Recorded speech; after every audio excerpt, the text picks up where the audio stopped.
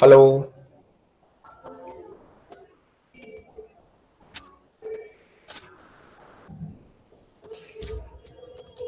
hi everyone. We'll just get started in like 5 minutes time. We're just waiting for a few more people to join in.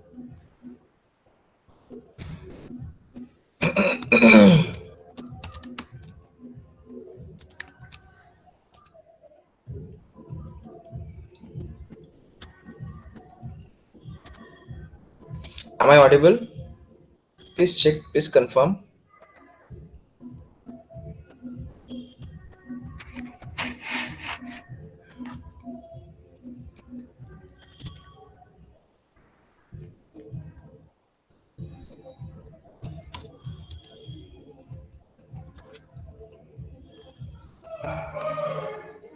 Thank you, Karthik.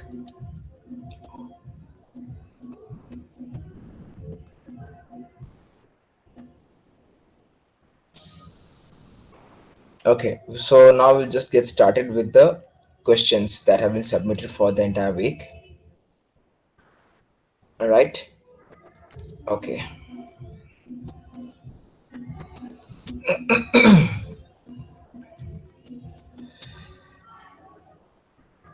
Okay. So this is a question by Satish.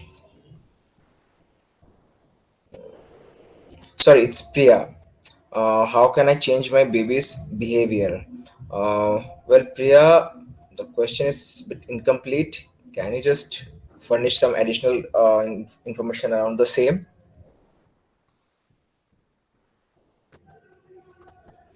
Okay. So it's the next question by Vardhana. So it's by Harsha. Sorry. My dog eats whatever he finds sometimes. What can I do so that he does not make this mistake again? So it's a very prominent question. If it's a young dog, if it's a puppy, you have to make sure that your puppy is not unsupervised.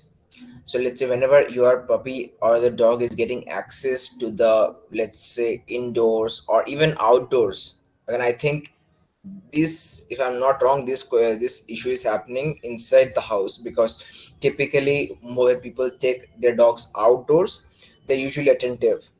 And if the dog is eating whatever he is finding to grab on, it has to have got to do with something indoors. So try and supervise when he's left open.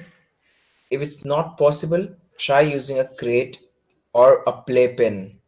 Okay. So let's say even if you are busy for like 2 minutes, let's say you have to go to the washroom, put your puppy back into the crate or the playpen. Or let's say even if you have to go to the kitchen quickly to grab a, couple of bottles or grab a snacks or something like that, then also you have to make sure that somebody is supervising the puppy, or make the dog go to the crate or the playpen for that 2 4 minutes, 5 minutes, whatever time it is, because it's very important that a young dog understands that when he or she is left alone in the open, so in that case they cannot pick random things up and preferably swallow it. It can prove to be very dangerous and risky.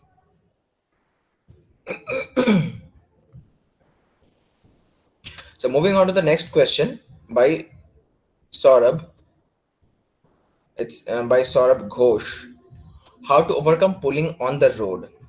Well, Saurabh, first things first, if you haven't got your dog, or if you've got the dog pulling you on the road, first easy strategy is to, make him get accustomed to following you on the leash indoors, and preferably start off in a very low distraction environment, preferably let's say in one of your own bedrooms, and then move on to the terrace and garage, and then the lane in front of you, and then eventually the proper outdoors.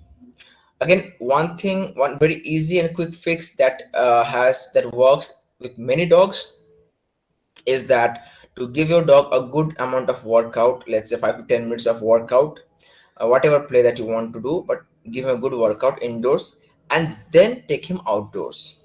Okay.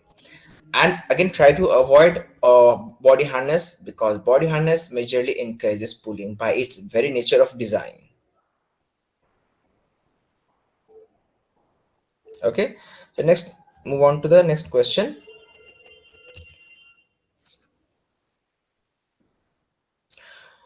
It's a question by Shubham Jindal. My 2.5 month golden retriever is continuously barking and not leaving me alone for even 1 minute, and always trying to get on our bed. See, a young puppy is who is 2.5 month old. For him to bark continuously whenever you are leaving him alone is a very normal thing. But understand that by 2 months of age, even their mother, their birth mother, the mama dog, even she starts creating space. She doesn't allow the puppy to continuously, tail him, tail her all the time, because that's not the normal thing to do. But when you bring a puppy from the mother dog to your home, what we do is we again push the young puppy back into that infancy mode. So whereas the birth mother, the mama dog, she she teaches the puppy to be by himself or herself, and not try to get all over the place whenever she is leaving the spot to, let's say, find food, or let's say come have her meal or gets her water. So the mama dog teaches such young puppies to not constantly tail her. In that way, she is teaching them to independent. But the moment you bring them home, you bring a puppy home, most pet dog owners, what do? They do just the opposite. So what do? They just go ahead and start constantly pandering to that attention-seeking tactics. So that's one thing that you would need to teach your dog from very early age. Start off with 5 minutes, 10 minutes, every few hours, every 2 to 3 hours, every 1 to 2 hours. Leave your puppy alone for 5 to 10 minutes or 10 15 minutes. Gradually increase it by 5 minutes every week. That should be your idealistic target. So eventually coming to a point where your puppy can be left alone for at least 1 hour. Okay? So consistency is the key, and keep at it. Do not budge, do not give in. And whenever you are leaving your puppy alone, make sure the room is puppy proof. And secondly, your puppy has cleared up his bowel, which is the toilet and potty, both.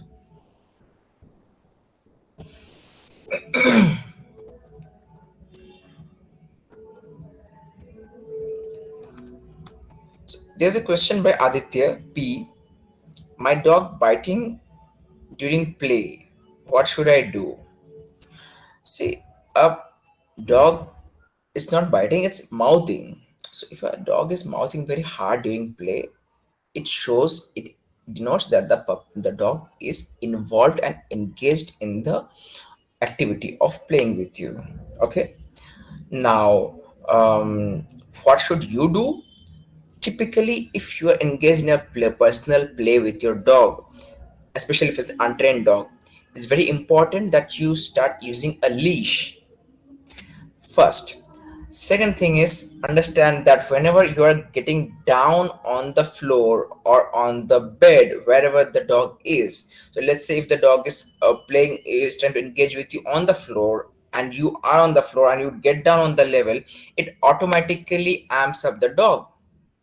Okay, so while you're playing, uh, create a periodic out, time out. So you say enough, and then straight away get up from that level, increase the height difference. Okay, and then wait it out for a while. If the puppy or the dog tries to again bite you on a mouth you hard, say no and give a small jerk, and then stop it. The moment the puppy takes a small break, immediately after correction, give a little bit of treat. That's it. Don't give any such of a stretched out compliments to the dog. Just keep it very short and simple. And then let's say after 2 minutes break, again start, again engage in the activity for a while, and again stop, like that. So eventually, try to inculcate a timeout command in every one of your game playing sessions with your dog. So that helps a lot. It takes a little bit of time, but once it is clear inside the dog's mind, it's very easy. It comes very handy.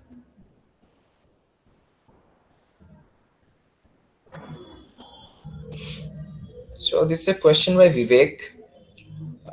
Leash pulling aggression towards kids. Again, I'm not sure what you mean by just a small quotes like that. If it's aggression towards kids,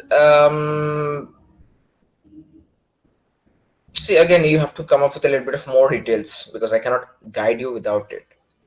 And if it's possible, if you share some video along with that during the call, I can help you.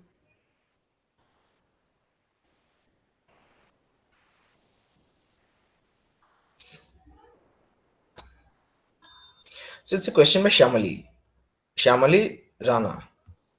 Hi Saptadeep, I'm from Kolkata. I have adopted an Indian puppy, but the thing is that I have a small house and I only have an open roof. I tried every way to train her, but failed for potty training. I wake up at 6 a.m., but she pooped in the room after her dinner. I played with her, but she never pooped after dinner. I used potty training, but not worked. How can I train her in my busy schedule? Please help me. And she ate her own poop. Is it normal? See, first thing is with an indie eating his or her own poop, it's not very normal.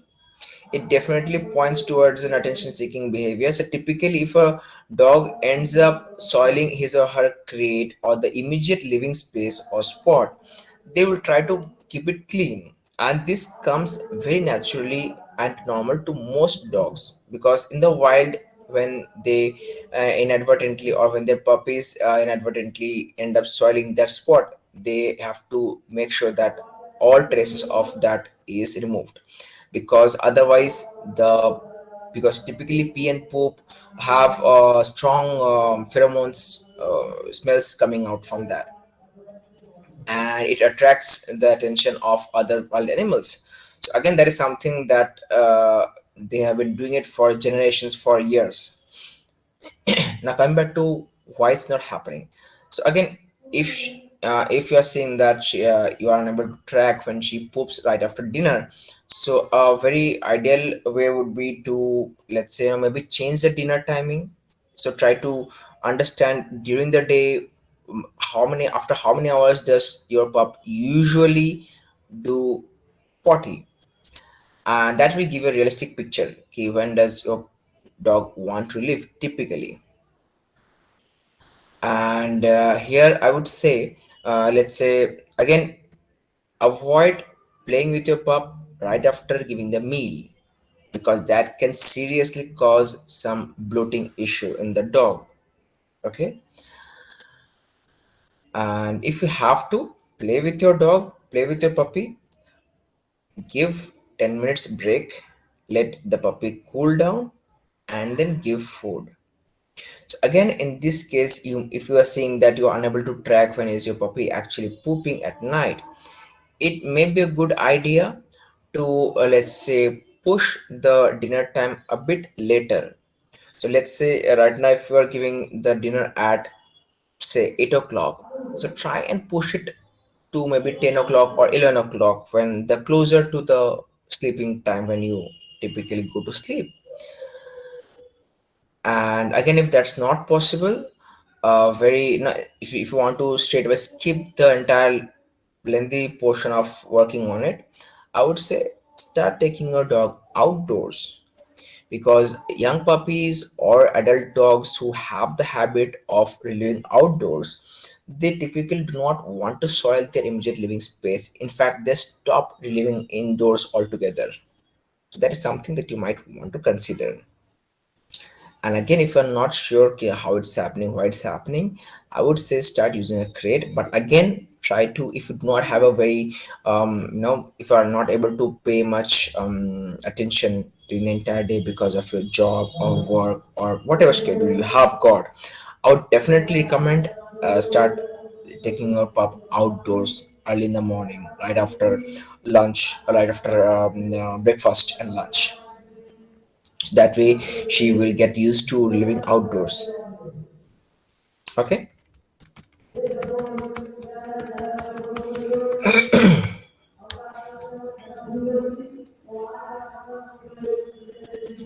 Okay. There's a question by Karthik.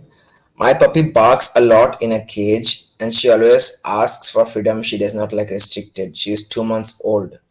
So Karthik, typically it's very it's very common for a puppy that young to bark a lot, and but again you have from time to time you have to make your pup get used to being in the crate for let's say for shorter bursts of time, preferably at least half an hour at a stretch or 1 hour at a stretch, not more than that, because a young puppy needs a lot of free movement, again supervised free movement, to have a proper growth, and physically and mentally.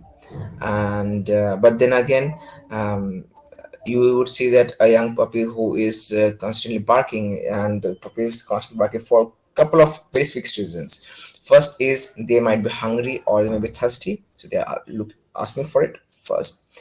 Second is they want to pee or poop. That's another important factor that you want to rule out why your pup may be barking at that moment. Okay. Third reason is the pup is asking for attention, but then again you can ignore that, but again considering the fact that you have ruled out the other factors. Okay. And the fourth reason is the puppy is tired but sleepy and trying to fight the urge to sleep off. That's very common. But then again, only once you have ruled out the other factors that I've mentioned here, you should consider that your puppy is crying for attention. Okay. So that's the thing. And a puppy that year will want to relieve every 15 minutes, 20 minutes. So that is something that you must consider. So at a go, 15 minutes, 20 minutes, and then again freedom to take him or her to the bathroom or the washroom.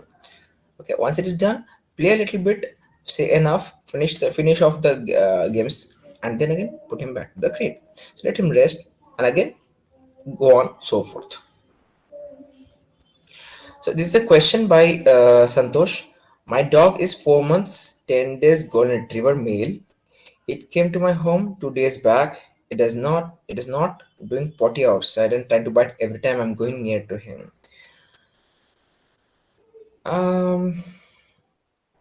It's not doing potty outside. Okay, so it's a very simple thing that you can try. Get up in the morning, early in the morning. Okay, and again try this only when you have at least 2 to 3 hours time at a go. Okay, so let's say get up in the morning at 6 o'clock or 7 o'clock, whatever time suits you, and right before your puppy has relieved himself. Okay, so try to get up a bit early for a couple of days, 7 to 10 days.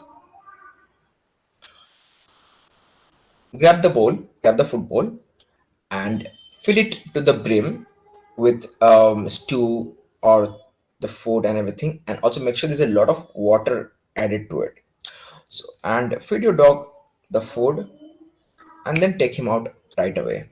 Okay, and it may take 5 minutes, 10 minutes, 15 minutes, 20 minutes, but again do not be in a hurry. Just casually take him out and just water around, walk around, do no let him sniff and like explore things. Try to take him out in a protected area. There's not much dogs, and if it's there are, you just be more conscious and stay safe.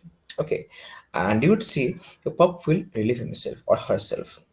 But again, in order to do that, you have to make sure the bladder is full. And if you have another dog in the household, you can take their help to let the puppy get into a little bit of activity to relieve himself or herself. Okay, and here in this case you would see puppy will want to relieve himself every 15 to 20 minutes after this entire full feeding is done.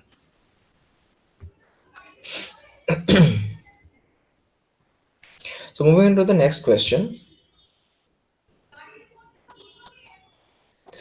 It's a question of Murali. Is it not possible to control the territorial aggression in aggressive breeds? If possible to control, what should we do? Well, Murali, I assume that you're talking about defensive breeds like, you know, Rottweiler, GSD, Doberman, or Gaddi breeds, the mountain breeds. Okay, the Mastiffs. So in these type of breeds, territorial aggression comes very naturally, and it is not typically possible to phase it out. But yes, what you can in fact do is teach the dog to just shut up when you are asking to, because they are going to alert. That's not something that you can take away. Okay, and but then what you can do is you can teach your dog to just stay down once you take charge of the situation. That is definitely doable. I like to use a command enough, and then I teach it in a way that teaches the dog key just shut up and stay put once I arrive on the scene. So again, that is how I go around with that.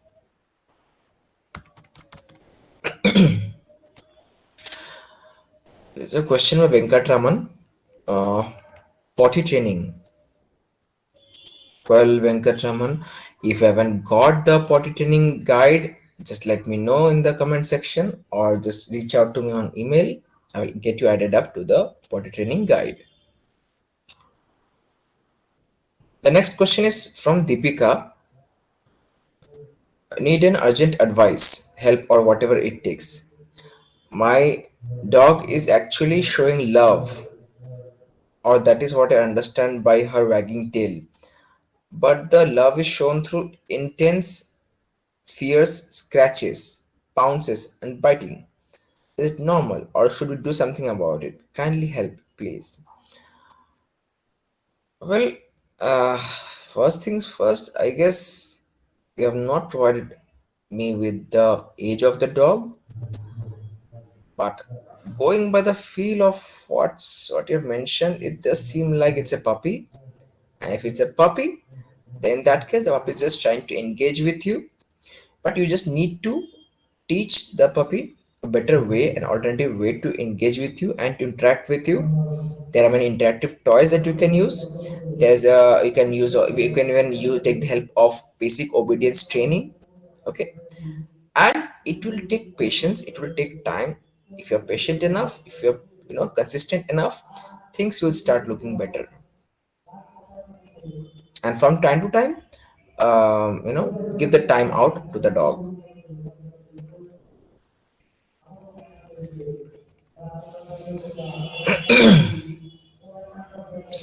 So there's a question from Ishprit Marwa. My dog has separation anxiety. Want to know how to stop him jumping and going berserk at the main door as I enter the house. See, just because your dog starts jumping around you and going berserk at the main door when you enter the house does not mean that your dog has separation anxiety. In fact, a clinically diagnosed case of separation anxiety looks way different from what you've mentioned here. Okay, that's the first thing. Second thing is, if your dog is right away greeting you, the first thing that you can keep in your mind is that I can pay attention to my dog 10 minutes later on or 15 minutes later on, and it's not going to hamper or affect my relationship with my dog in any way whatsoever. That's the first thing that you want to understand. The second thing is, yes, your dog will try to jump up on you and grab your objects or suitcase or random things, but simply behave as if your dog is a ghost and you have not seen him. Okay, that's not going to right away fix that jumpy and etc etc behavior, but what you are going to be doing is setting up a precedent, a very basic expectation that you returning home is not a very big deal. It's a very basic, very general day-to-day affair. So once you tone it down, once you keep your, no matter what your pup does, once you keep your own conduct very neutral and very calm and composed, even if you do feeling excited or even if you're feeling overwhelmed, keep it calm and composed. Do not speak anything. Do not engage directly with the eye contacts or use your hands or legs, anything. Just take off your shoes, keep away your suitcase or your office bag or things like that. Get freshened up, grab a cup of coffee or tea, and then once it's done, invite your dog to come over and engage with you for a little bit of play. Is that doable? It's a very realistic thing to do. Just let me know how it works.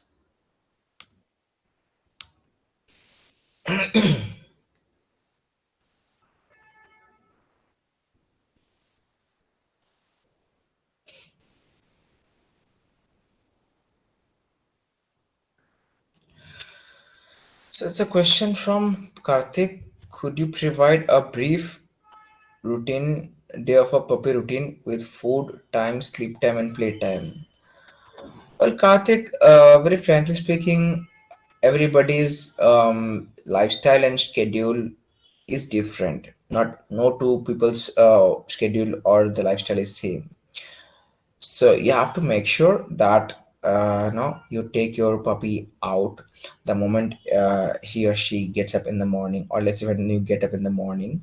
So try to track what's the sleeping time, how much sleep does your puppy you know go through. If it's like 7 to 8 hours or 9 hours at night, plan the schedule accordingly. When the puppy gets up, take him or her outdoors for a nice little walk, a little bit of play, and also for him or her to do the business, the typical nature's call like potty and pee.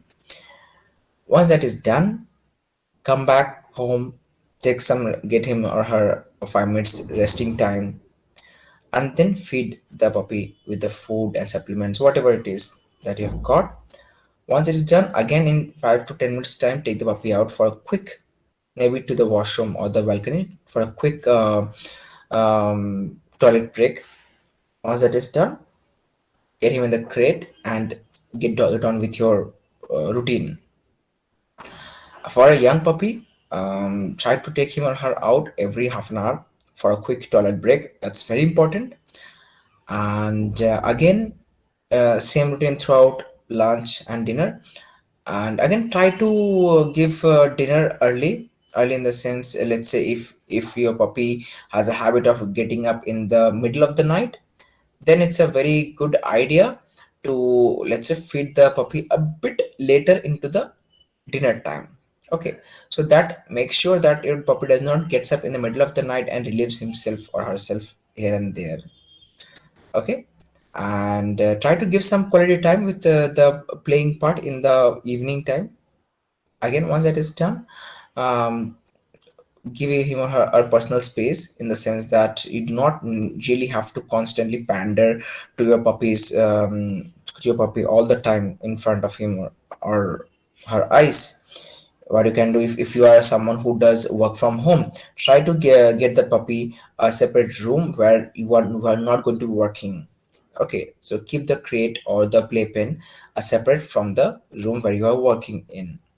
So try to include you know sleep time is sleep time. When you are going to working, try to encourage sleep time if that's possible. Try to darken the room, put on the AC if it's summertime or non-winters. Take a puppy out every half an hour, and most importantly, make sure that you start using leash inside the house, because most people do not really feel the need to use the leash. They only think that, oh, leash is only for outdoors. No, leash is a great tool to navigate around the initial puppy stages. In fact, I have got a puppy myself right now who is 4 months old, and I whenever I take him out, I am always using the leash inside the house. That's without any questions, because if there's a need, if the need arises, I can immediately get take charge of the situation. It's very important.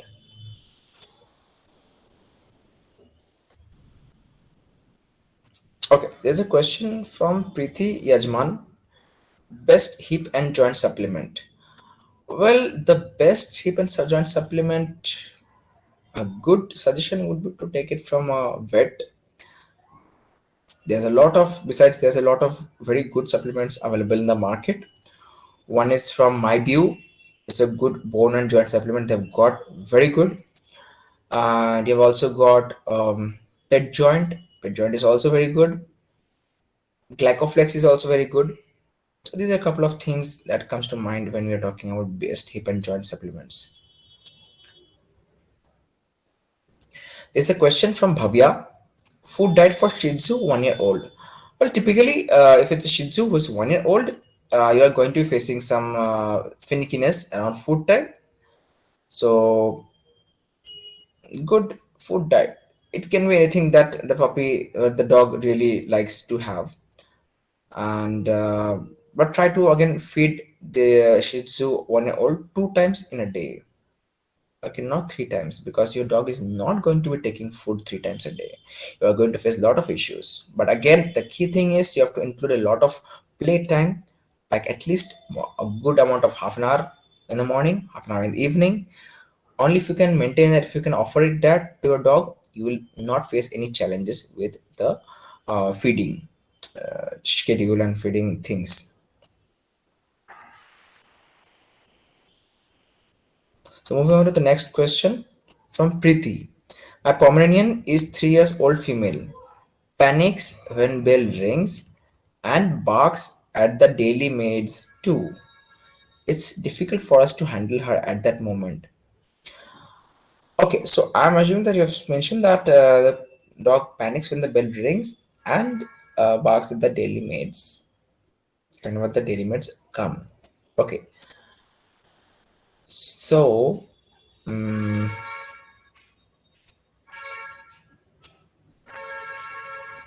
there are two things. In most homes, when the pet dog notices the daily maids doing their daily chores, it's typically super excitement and as well as hyperactive behavior.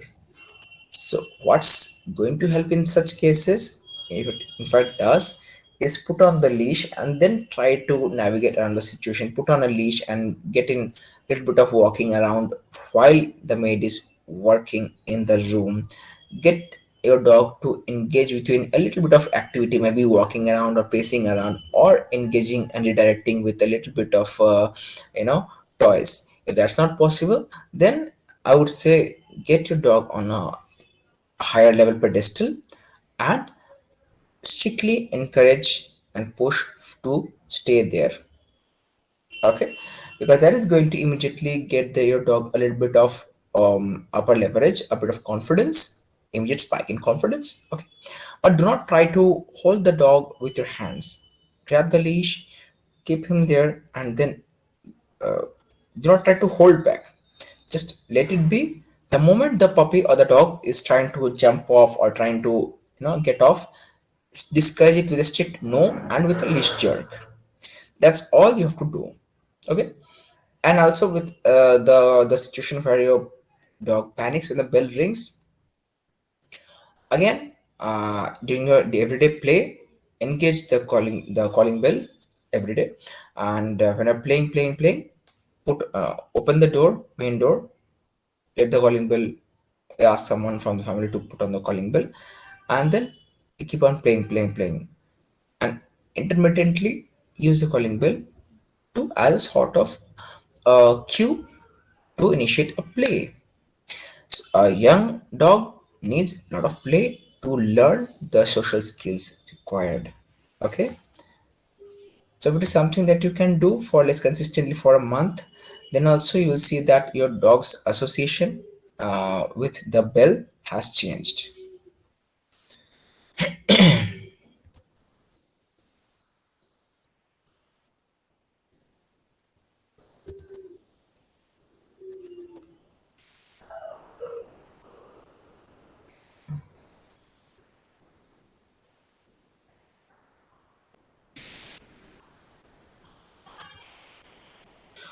Okay, so this is a question from Jamuna. How can I train a Kombai cross? It's 7 month old now. He is not obeying my commands. See, first things first, understand the breed. A Kombai is a very independent natured breed. Okay, if you haven't yet started training properly, it's high time that you do, because after this, let's say once the dog, turns 11 months, 12 months old, your dog is going to become very independent natured, and at that point of time it will take you forever to teach your dog to listen to you. If you need help, please get in touch with me. We do offer a very long term supportive training program online, and that works. I would say get in touch. I can help you, and I can help you reset the entire schedule, structure, and training with your dog.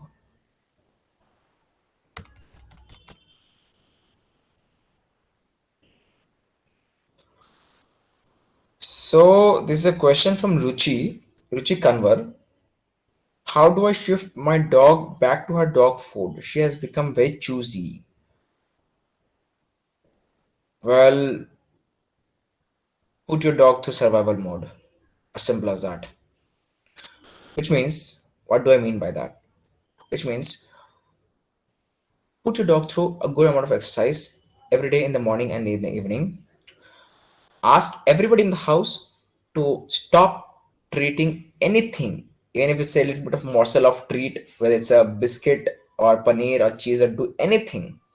Get rid of it till the time your dog is resetting back to the dog food. Okay, in the food and during the meal time, offer only the dog food and nothing else, not even a cheese or a little bit of a dropping of a, let's say, um, any sort of stew or anything like that. Get rid of it. Just give dog food, that's it. And in a very short period of time you will see that the, let's say, maybe in 1 2 3 4 days. So understand one thing, keep in mind the last time when you tried to attempt this, what was the longest that you had attempted. If it was like 2 days you attempted and then your dog did not give in, and then you gave in fact, to make sure that you push it to at least 3 to 4 days. I'm not saying starve your dog. I'm saying every single time it's time for dog's meal time, feed on, offer only the dog food. That's it. Keep it for 10 minutes. If the dog doesn't have it, keep it away. It will reset the entire thing back to normal.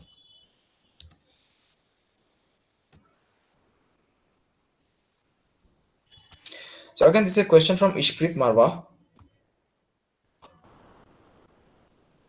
Okay, I think we've already attempted this. It's a repeat question has been posted several times. So, okay, so we are done with attending and fielding all the questions. Anything else from you guys?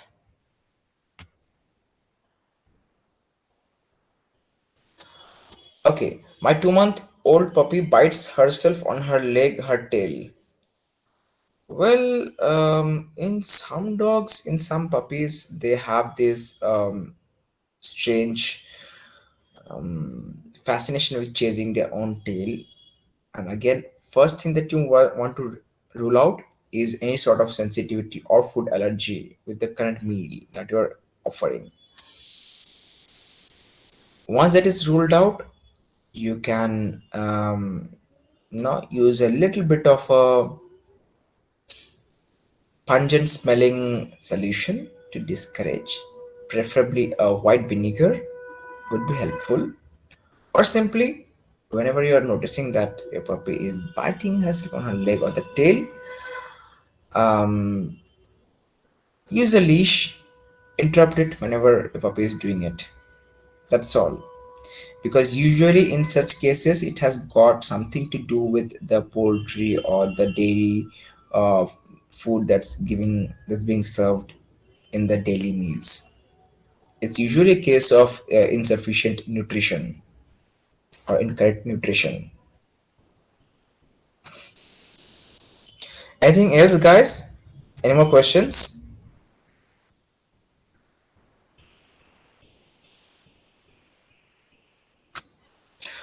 My GSD puppy gets a bit bitey and starts biting at the legs and ankles all of a sudden after playing for some time. What to do? We mostly divert him in such cases, but then how to avoid it? See, when a dog is getting super amped up to the point that it's very hard for him to focus on the object that you're playing with, it's usually the case when your dog leaves it and tries to go for it. Okay, and keep a watchful eye on your own intonation during the play. If you're using too much of squeaky voice or too much of high pitched baby talk, then usually that's the situation where the dog tries to, okay, just leave the toy, let's go for the hands and legs or the ankles.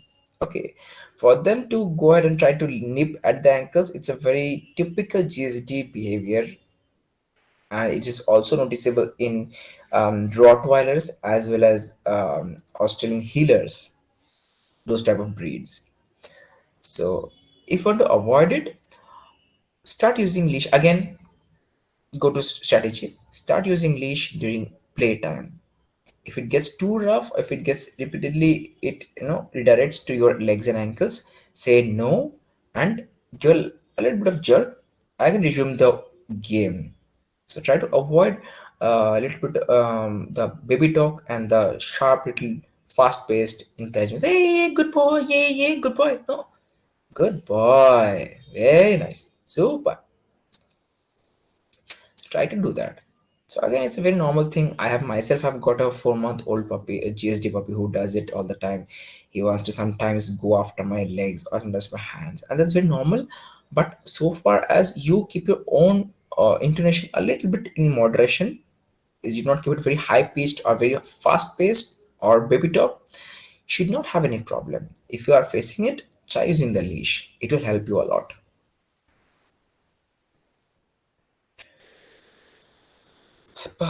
Any more questions, guys?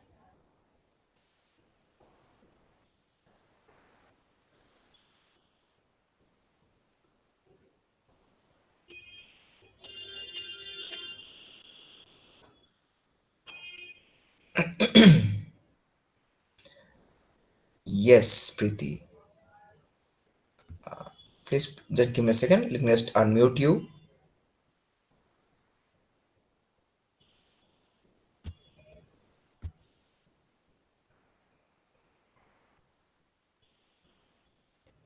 Yes, you can talk, Preeti. You can ask.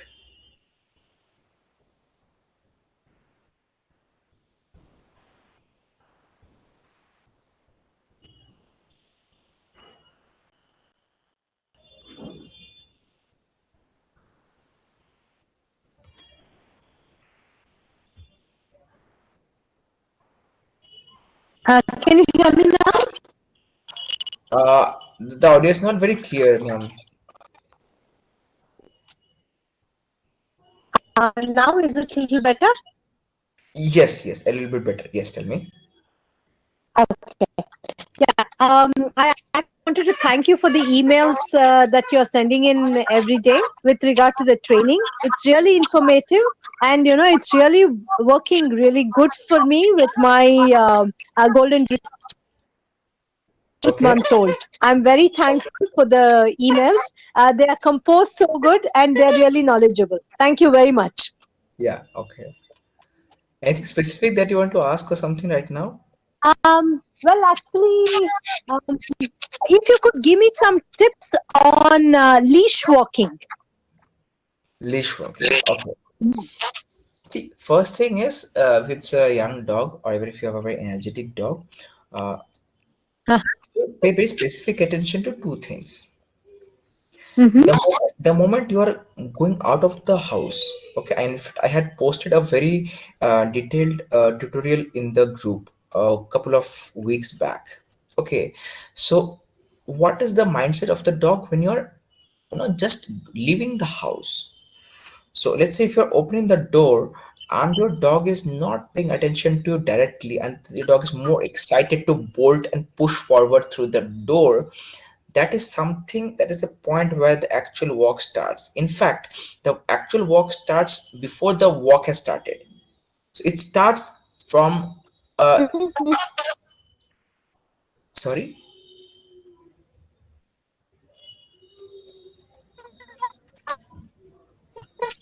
Hello. Yes.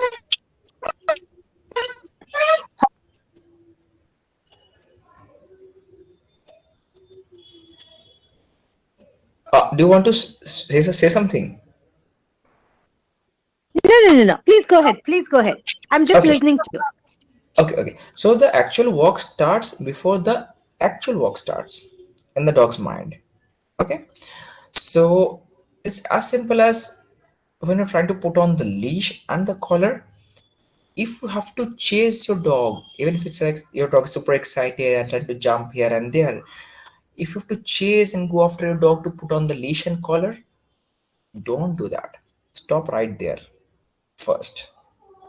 Second is, let the pup come to you to put on the collar and the leash. That's the first very important thing. The second important thing to keep in mind is how your dog is paying attention to you when you are leaving the house. The most important part. Okay, I'll just try to reshare that video in the group again, so you'll be able to find it out. Okay, Please. and so that's one Sure. Sure. important thing. And lastly, if you really need more fluency, more fluidity in the walks, there are a series of drills that we use personally in our dog training with all of our Mhm. clients, and which works no matter Mhm. what. Which works no matter what. It's not that your dog does not, is not going to listen to you if you have a certain type of breed, or if you're a dog with certain age. There's nothing like that. If you have a dog, if you work in a certain way, you are going to get results. Okay, but again, we do cover it in very details in our module. But again, if you have to give you another very good pointer, which is start training indoors first. Okay, with the leash on. Yes. Once you see that your dog is following you Mhm. and also following you with the change of direction as well as change of the pace, then you can start taking your dog a little bit, uh, challenge your dog for a little bit of higher challenge, like maybe downstairs or in the garage or in the terrace, and then in the front of the house, the lane in front of the house, and then proper outdoors. Because Okay. one thing, if your dog is not able to follow you, if a dog is not able to listen to you, if you are not able to get your dog to pay attention to indoors, then you are going to have a very hard time getting your dog to listen to outdoors. Uh huh. Uh huh. So these are the couple of things that if you pay attention to it, you're going to have good results. But then again, even after this, if you're facing challenges, I've said that I do offer a very good long-term support dog training module Uh huh. in our batches, and we do cover every week. We do cover a lot of videos and video support and discussions that take place, and also regular weekly calls that we provide in the uh, for the people, no, students who sign up. So that is, Mhm. if you want more information on that, you can just WhatsApp me. I will guide you to the consultation link. Okay. Sure. Sure. Then again, this is something that is very much doable. In fact, with a golden retriever, I would say you can actually do a lot many things. In fact, Uh you huh. will be able to like most golden retriever owners, what they do. Okay, let's say, I'll just give you like smaller example. What they do, okay, when they have got a young dog, what they try to do is when the dog is trying to grab something in his mouth, because golden retrievers are very mouthy breed. That's Yes. natural. They try to discourage it heavily, but Mhm. again, so they're trying to fix it. But if you take a different strategy, if you take a different attempt, what can be done is we encourage that behavior and shape it up to bring certain things, or use that mouthing tendency, that natural mouthing tendency, for better things like bringing something or carrying something in the mouth. So, Mhm. because most people, what they do, okay, first they will go ahead and discourage the picking up that, picking random things, that behavior. And Mhm. then afterwards, maybe once a dog turns 1 year old, then there's like, sir, we want to teach our dog to fetch something. I was like, You discouraged so much the dog, and the dog stopped picking things up, and now you Uh-huh. want to change it. So it's a very painful affair to go through all of that stages, all of Yes, us. yes. So True. what, like for example, I will tell you something. My own shepherd is, I've got a German shepherd. Okay, Uh-huh. I never taught her to leave things in the mouth. Mm-hmm. So what we did, kid, but I used the from very early age when I got her at 72 days of age. What Uh-huh. what I did was, whenever she would pick up something, I used that natural tendency to pick things up to shape up the retrieve. Now she's always more than happy to just go and grab something the moment I just simply point to them. Okay, okay. And the fun part is, all I have to do is, let's say I'm just randomly loitering around in the house, and I just have to call her name. And Uh-huh. if I stay silent, she's constantly, oh, does he want me to grab something? She starts looking for things Good. to grab and then bring it to me. The moment I say, she's like, "Ah!" So so right now I always tell people, "Okay, I haven't got a shepherd. I have got a retriever in my house." I know. No, no So, wonder. so when you work with Yeah. the natural tendencies of a dog, of a young dog, you can Mm-hmm. the opportunities and the the entire possibilities are very, like, way too much. You can do Yeah. lots of things with your dog. True, true. Definitely. I'll work with retriever on this. Thank you very much. All right. Thank you, guys. Anything else?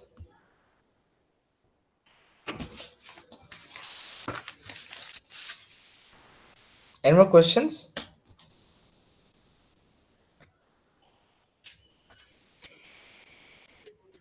So it's almost time that I will end up the session for today. Anything else, guys? Right before I wind up.